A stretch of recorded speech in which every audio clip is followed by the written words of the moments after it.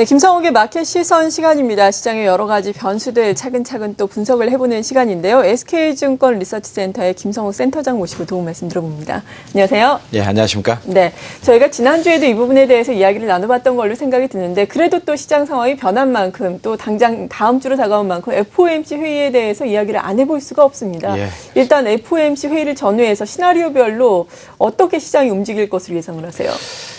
지금 미국 지표가 생각 밖으로 조금씩 계속 좋게 나오고 있죠. 네. 그래서 뭐 고용이라든지 등등 해서 좋게 나오는데 사실 시장에서 이제 역설적으로 깜짝 놀랍니다. 그래서 그 테이퍼링에 대해서 이제 12월에 힘을 조금씩 많이 얻어가는 상황입니다.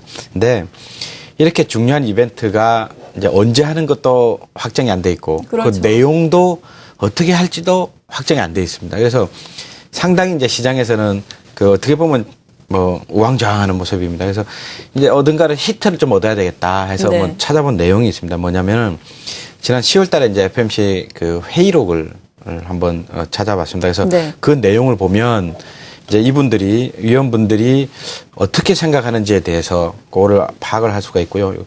그다음에 정책에 대해서 방향을 제시할 수 있습니다. 무슨 말씀이냐면 다수 위원들이 동의한 내용이 있고 또 이렇게 나눠진 내용이 있고 크게 보면 두 가지가 있습니다. 네. 그래서 사안별로 보시면 자산 매입 그 규모하고 속도를 자동 조절할 거냐 말 거냐라는 건데 내용인즉슨 자동으로 조정하지는 이게 무슨 말이냐 딱 정해지면 그것만 무조건 간다 이게 아니고요. 네. 상황에 따라서 좀 융통성 있게 유동성 있게 하겠다라는 게 핵심적인 내용입니다. 그래서 또 다른 예를 들면 그 초과 지준에 대한 불이율을 또 인하를 한다든지 해서 실제로 유동성 위축을 그러니까 테이퍼링이 일어나더라도 유동성 위축을 막는 그런 역할을 또 하겠다.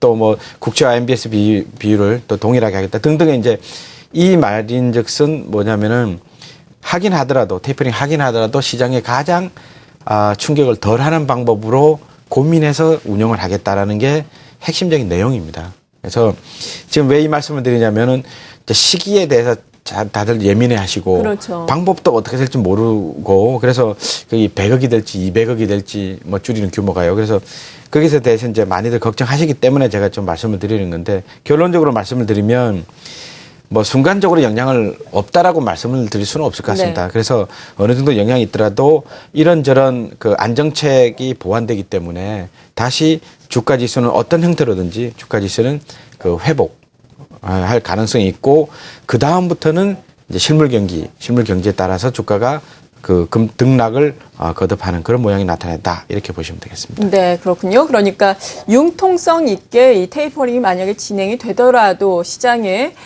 또 최소한 영향을 미칠 수 있도록 노력을 하면서 진행이 되기 때문에 장기적으로 보자면은 또 지수는 단기적으로 충격을 받더라도 회복이 되겠다라고 말씀해 주셨습니다. 그렇습니다. 그러니까 만약에 12월 FOMC 회의에서 테이퍼링에 대한 이야기가 나오면은 단기적인 충격은 그래도 또 불가피하다라는 말씀으로도 해석이 가능하죠. 단기적으로는 뭐 영향을 있을 수 있습니다. 예. 그런데 결국에는 다시 그 시간이 갈수록 전고점 근처로 다시 갈 가능성이 높고요. 그리고 또 그 다음부터는 이제는 남은 거는 그러면 유동성 축소가 되고 자산 가격이 어떻게 되고 그다음에 경제가 어떻게 좋아지건 대해서 이제 소위 말하는 실물 경제 쪽으로 돌아서서 그다음에 주가가 이제 같이 영향을 받겠죠. 그러다 보니까 그런 것들이 지금 반영이 되기 때문에 이제 밴드 이제 2,000포인트 근처로 해서 우리 한국 같은 경우는 그렇게 해서 이제 횡보세를 나타내고 있다 이렇게 보시면 되겠습니다. 네.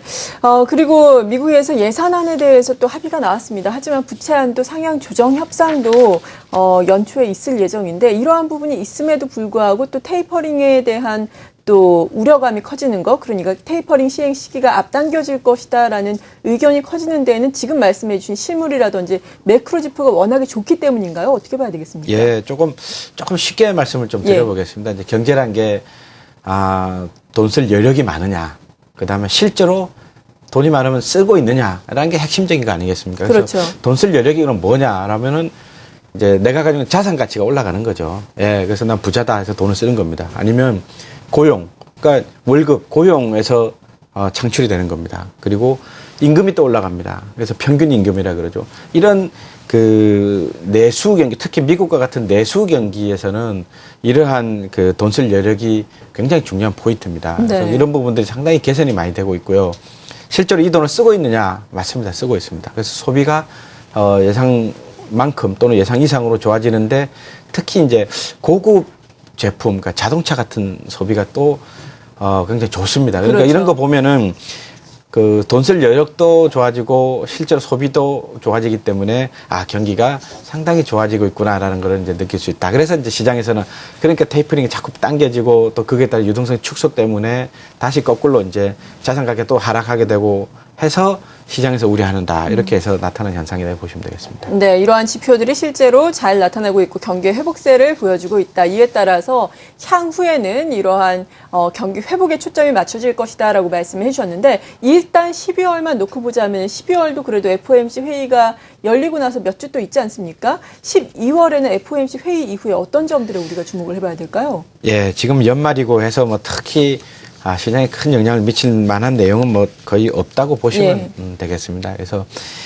다만 이제 12월이 가지는 상징적인 의미가 또 내년을 대비하는 달이지 않습니까? 그래서 그럼 내년에 있을 만한 그 이벤트들에 대해서 상당히 또 관심을 가질 수밖에 없습니다. 그래서 예를 들면 뭐 2월 달에 말씀하신 대로 이제 미국 재정 협상 부분인데 이런 부분은 지금 계속 미리미리 걷어가고 있는, 그러니까 개선되고 있는 그런 모습이고요. 그다음에 그 전인대 중국 우리 또 중국 이벤트에 또 관심을 가지지 않습니까? 중국에 전인대가 있습니다. 근데 이 부분은 지난번에 이제 11월 달에 벌어진 삼중전회에 그 어떻게 보면 이제 후처리, 그러니까 세부안이 나올 수 있는 그런 상황으로 또 그 투자자들의 관심을 또 많이 살 것입니다. 그래서 뭐 기타 중국은 춘절도 한 2월 달에 있는 걸로 알고 있습니다. 그래서 이런 부분에 대해서 이제 미리 땡겨서 12월 달에 고민을 많이 할 것으로 예상이 됩니다. 네, 그렇군요. 그리고 국내 증시, 물론 최근에는 미국도 좀 부진하긴 하지만 그래도 그간의 미국 증시와 국내 증시의 흐름을 확인해 보자면은 미국은 그래도 사상 최고치까지 올라가고 국내 증시는 상대적으로 박스권 안에 갇혀 있었잖아요. 물론 미국발 요인도 여러 가지가 있었지만 그래도 또 차별화되는 점이 기업의 이익 모멘텀이 아닐까 싶거든요. 미국 기업 이익은 그래도 점차 나아지고 있지만 우리 기업 이익에 대한 실망감은 계속해서 늘어만 가고 있는데 우리 기업의 펀더멘탈 같은 경우에는 어떻게 평가를 해봐야 될까요? 예, 우리나라 기업 이익의 특징을 크게 보면 두 가지입니다. 네. 추정을 너무 많이 해놨기 때문에 계속 낮아지는 추세입니다. 그래서 어떻게 보면은 추정이 잘못됐냐 아니면 진짜 기업의 실적이 안 좋으냐라고 이제 궁금해하실 수도 있는데 예. 결론부터 말씀드리면 10% 정도, 10%, 뭐 8% 말씀드릴 수 있습니다. 한 10% 정도의 평균 기업 이익은 성장할 수 있다. 이렇게 보시면 되고요. 미국하고 크게 다른 수준 아닙니다. 그 정도고요. 예. 이제 두 번째 특징이 뭐냐면 이제 소위 말하는 부익부 빈익빈 현상이다. 이렇게 보시면 되겠습니다. 그래서 쉽게 말씀드리면 전차라고 그러지 않습니까? IT하고 자동차 부분은 뭐 계속 좋아진다 이렇게 보시면 됩니다. 그래서 IT 부분은 삼성전자를 필두로 하기 때문에 한 20% 이상 정도, 그다음에 자동차는 한 5% 남짓 정도 이렇게 해서 플러스가 나고요. 다른 비전차라고 하는 산업들은 사실은 선방에 작년 정도만 더 달성하고 더 이상 하락하지만 않아도 사실 선방했다 이렇게 보시면 됩니다. 예. 그래서 그런 정도로 해서 전체 우리 기업의 이익을 그렇게 가져간다 이렇게 보시면 쉽게 이해가 가능하시고요. 그러니까 비전차 중에 그러면 어디가 좋냐 안 좋냐 사실 또 나눌 수는 있습니다. 그렇겠죠. 예, 근데 뭐 그럼에도 불구하고 그 올해 대폭적으로 이익이 감소하는 뭐 건설주라든지 이런 부분에 대해서 더 이상 이제 큰 폭의 하락세가 없을 것으로 예상이 되기 때문에요. 그러니까 그런 부분에 대해서는 전체적인 그림을 우리나라 기업의 이익은 이런 모양으로 가져간다 이렇게 보시면 되겠습니다. 네, 그러니까 물론 빈익빈, 부익부 현상이 있긴 하지만 그래도 점차적으로 나아지고 있다라고 긍정적으로 보면 되는 거군요. 그렇습니다. 예. 네. 그리고 외국인들의 순매도 물량이 최근 들어서 크게 나오고 있어요. 어제 같은 경우는 6천억 원을 또 넘어서기도 했는데 외국인들의 대규모 순매도의 성격에 대해서는 어떻게 판단하고 계세요? 지금 최근 데이터를 보니까 이제 이머징 마켓이라는 이름으로 똑같은 외국인 매도가 나오는 아니더라고요. 예. 그래서 예를 들면 그 인도하고 대만 같은 경우는 11월 달 말이죠. 그러니까 12월 들어서 플러스가 오히려 플러스입니다. 외국인 산다는 얘기죠. 근데 이에 반해서 이제 한국이나 뭐 인도네시아나 그 태국 같은 나라는 이제 매도세가 좀 나타나고 있습니다. 그래서 근데 의외로 뭐 테이퍼링 이슈가 있으면 다 같이 팔 것 같고 또는 아니면 또 같이 살 것 같은데 최근에 이렇게 좀 엇갈리는 부분이 있다 이렇게 보시면 되고요.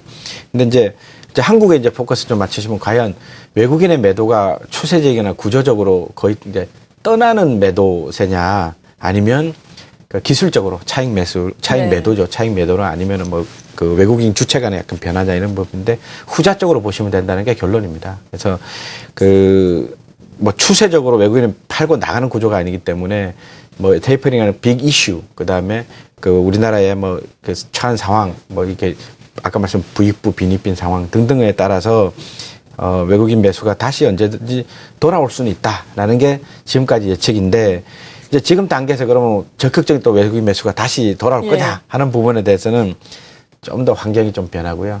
예, 불확실성이 좀 가시고 난 다음에 올 가능성이 있다. 그렇죠. 그렇지만 이제 추세적인 매도세는 크게는 걱정할 바는 없을 것으로 예상이 됩니다. 네, 그러니까 지금 외국인들이 지금 나흘 연속 비교적 큰 폭으로 순매도를 벌이면서 많은 부분 걱정을 하실 텐데 추세 이탈은 아니다. 다만 또 추세적으로 매수세가 들어오기까지에는 시간이 걸릴 수 있겠다라고 제시를 해주셨습니다. 어제 외국인이 이렇게 6천억 원대 순매도에 나서면서 또 기관 같은 경우에는 비슷한 규모로 순매수를 하면서 지수를 방어해주지 않았습니까? 특히나 투신권도 그렇고 최근에 연기금을 중심으로 기관의 매수세가 또 들어오고 있는 양상인데 지수 하단을 방어를 해줄 수 있는 수준일까요? 어떻게 보세요?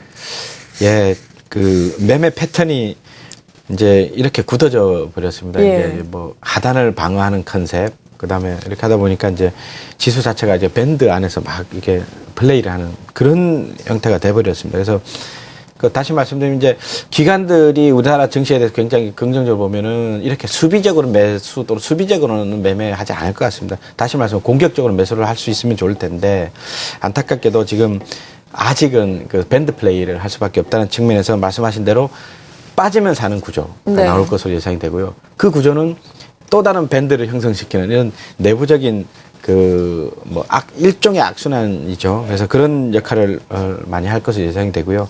그다음에 우리 개인 투자자분이나 다른 투자자분들도 이런 그 거대 기관들의 플레이를 인식을 하게 되면 또 거기에 상응하게 또 매매를 해야 되기 때문에 또 다른 밴드 플레이로 당분간은 또 유지될 가능성이 높다 이렇게 보시면 되겠습니다. 네, 그렇다면 당분간 이 박스권 안에서 내년을 또 준비를 해야 하지 않습니까? 내년을 준비하면서 어떤 전략이 필요할까요?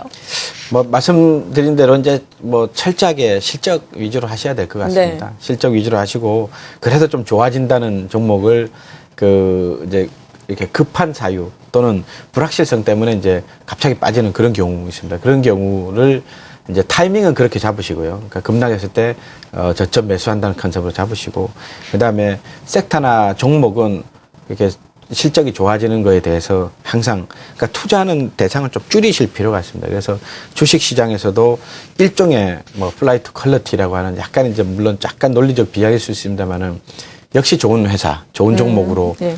매기가 쏠릴 수 있다라는 걸 염두에 두시고 그래서 보수적으로 찬찬히 매매하시면은 채권보다는 수익률이 더 좋을 것으로 예상이 됩니다. 네, 잘 알겠습니다. 이렇게 시장의 주변 변수를 살펴보면서 투자 전략까지 들어봤습니다. SK증권 리서치센터의 김성욱 센터장이었습니다. 감사합니다.